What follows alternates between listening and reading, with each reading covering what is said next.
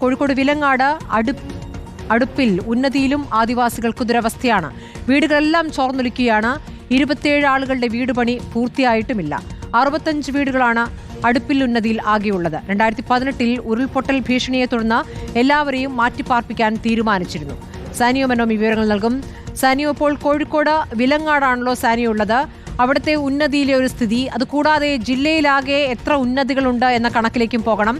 ഈ പറയുന്ന ഈ അടുപ്പിൽ ഉന്നതിയിലെ ദുരവസ്ഥ അത് നേരിട്ട് കാണുകയാണല്ലോ. എന്താണ് വീടുകളുടെ അവസ്ഥ?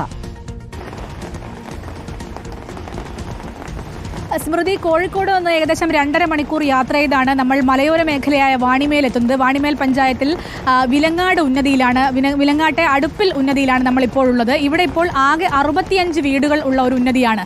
നമുക്കറിയാവുന്നതുപോലെ 2018 പ്രളയം വന്ന സമയത്താണ് എല്ലാവരെയും മാറ്റി താമസിപ്പിക്കണം, കാരണം ഈ ഉന്നതികൾക്കൊന്നും ഈ പ്രളയത്തെ താങ്ങാനുള്ള ശേഷിയില്ല എന്ന് മനസ്സിലാക്കിയതുകൊണ്ട് എല്ലാവരെയും മാറ്റി താമസിപ്പിക്കണമെന്ന് തീരുമാനിച്ചതാണ്. പക്ഷേ അതിൽ 38 വീടിൻ്റെ പണി മാത്രമേ പൂർത്തിയായുള്ളൂ. കാരണം അത് ജില്ലാ ഭരണകൂടം ഏറ്റെടുത്ത് നടത്തിക്കൊടുക്കാമെന്ന് തീരുമാനിച്ച 38 വീടുകളായിരുന്നു. എന്നാൽ 27 കുടുംബങ്ങൾക്ക് ഇപ്പോഴും വീടില്ല. പഴയ വീട്ടിൽ തന്നെയാണ് താമസിക്കുന്നത്. ആ ഒരു പഴയ വീട്ടിൽ, ഒരു വെളുക്കൻ എന്ന് പറയുന്നയാളുടെ പഴയ വീട്ടിലാണ് നമ്മളിപ്പോൾ ഉള്ളത്. നിങ്ങൾക്ക് പുതിയ വീടായില്ല? എന്തുകൊണ്ടാവാത്തെ? എന്തുകൊണ്ടാവാത്തെ? BJP-കാർക്ക് കൊടുത്തത് കൊണ്ട് ആയില്ല. അതായത് ജില്ലാ ഭരണകൂടം വീടുണ്ടാക്കണ്ട നിങ്ങൾ പറഞ്ഞു.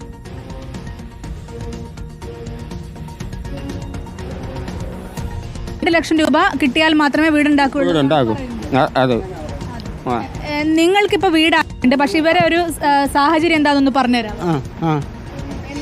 വെളുക്കന്റെ സാഹചര്യം എന്താണെന്ന് പറയും. വെളുക്കന്റെ സാഹചര്യം പറഞ്ഞാല് അവര് പിന്നെ ഊരാങ്ക സൊസൈറ്റിയാ മൊത്തത്തിലെടുത്ത, ഊരാളുങ്കൽ സൊസൈറ്റിയാണ് ഊരാങ്ക സൊസൈറ്റി മൊത്തത്തിലെടുത്തതാ. അപ്പോൾ അതിൻ്റെ ഇടയ്ക്ക് പിന്നെ BJP-കാർ ഇടപെട്ടു. ഓല് പറഞ്ഞ് ഞങ്ങൾ വലിയ വീടാക്കി തരാമെന്ന് പറഞ്ഞ് അങ്ങനെ പകുതി വീട് ഇവർ BJP-കാർ കൊടുത്തു. അങ്ങനെയാണ് കൊടുത്തത്. അതുണ്ടായില്ല, ഇല്ല, വീടുണ്ടായില്ല.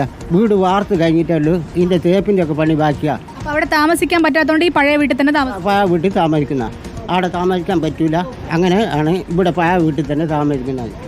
ഈ പഴയ വീടെന്ന് പറയുന്നത് ഒരു പുഴത്തീരത്താണ്. പുഴ എന്ന് പറയുമ്പോൾ സ്വാഭാവികമായും വലിയ ഉരുൾപൊട്ടലൊക്കെ സാധ്യതയുള്ള പുഴയാണ്. നമുക്ക് ആ വീട്ടിനുള്ളിലേക്ക് ഉറപ്പായും കയറണം. കാരണം നേരത്തെ കയറിയപ്പോൾ തന്നെ നമ്മൾ കണ്ടത് ദയനീയ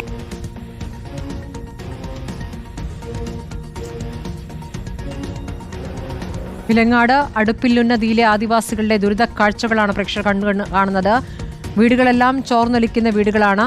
വീട് എന്ന് വിളിക്കാൻ പാകത്തിലുള്ള സംവിധാനമല്ല ഇതൊന്നും എന്ന് തന്നെ മനസ്സിലാക്കാനാകുന്നു. വീടുകൾ നിർമ്മിച്ചു നൽകുമെന്ന ഉറപ്പുണ്ടായിരുന്നു, പക്ഷേ 27 ആളുകൾക്ക് വീടുകൾ നിർമ്മിക്കപ്പെട്ടിട്ടില്ല എന്നുള്ളതാണ്.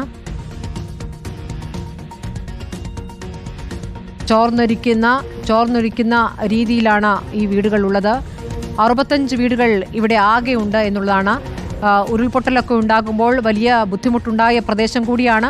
2018 ഉരുൾപൊട്ടൽ ഭീഷണിയെ തുടർന്ന് എല്ലാവരെയും മാറ്റിപ്പാർപ്പിക്കുമെന്ന ഉറപ്പ് കിട്ടിയെങ്കിലും ആ ഉറപ്പ് പാലിക്കാൻ പറ്റിയിട്ടില്ല എന്നുള്ളതാണ്.